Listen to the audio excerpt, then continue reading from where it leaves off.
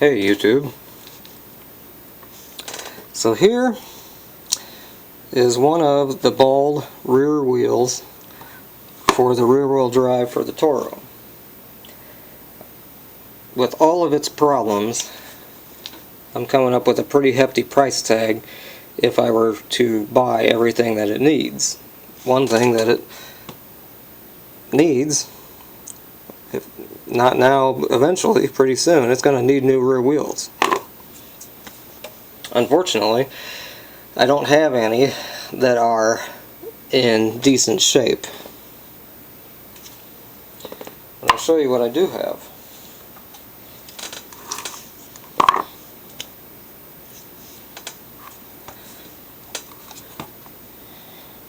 I think you can see the good tread there. I have some regular Toro wheels. I think it was last year I found a Toro on the curb and it had ripped a wheel off. It ripped the wheel mounting completely off the deck and the aluminum was broken and the deck was no good.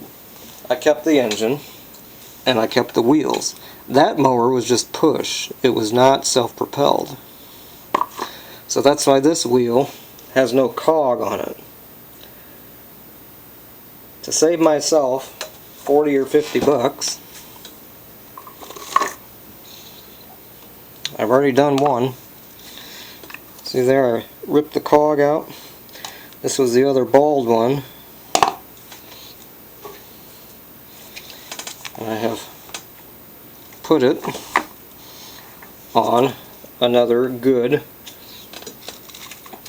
regular wheel. I'm going to have to buy some screws that are fat enough to go down into the plastic and catch and hold that gear on there. But it's the exact same wheel. So I'm going to show you how I do this one. Follow me to my workbench.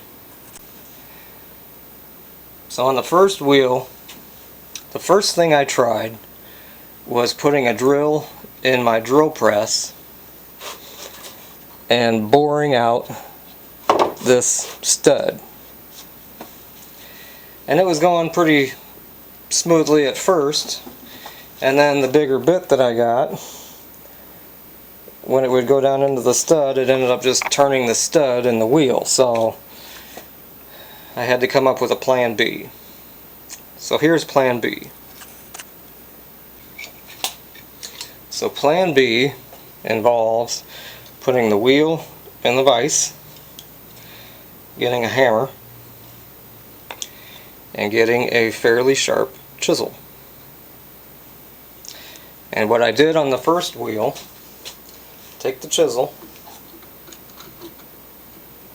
try to line it up and try to make it so that it won't hit where I imagine the stud is going through. I'm trying not to hit the metal stud. I just want to hit the plastic behind there. And just hammer the damn thing and break the plastic.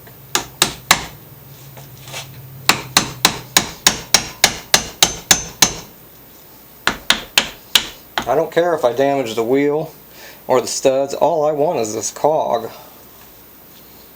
And unfortunately these studs do not have any kind of screw head. I'll show you that later.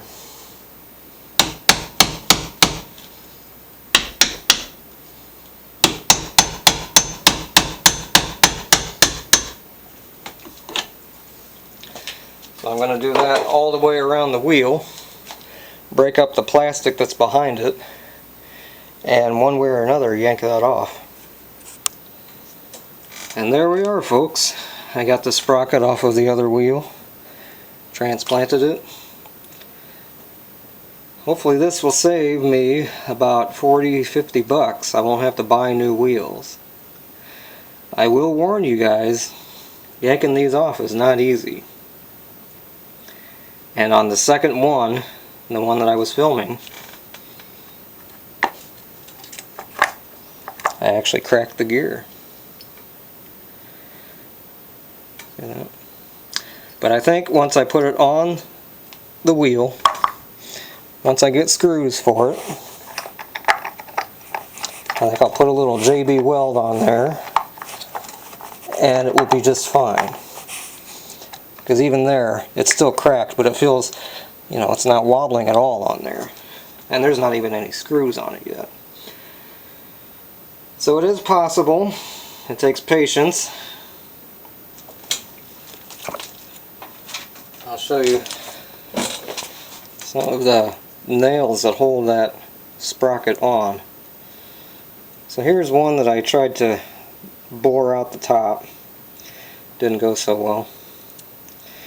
Here's one that I didn't do anything to the top. You can see there it's a flat screw head.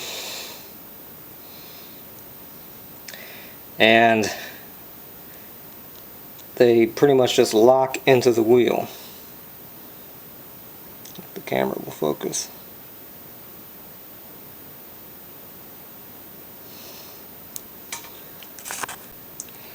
There, I think you can see the screws a little better. Those aren't screw threads. Those are just kind of locking threads. So they got hammered into the wheel at the machine, at the manufacturer when these wheels were made, and they did not intend for these to be removed. Thanks, Toro.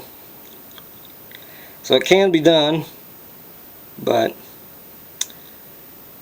it's not easy.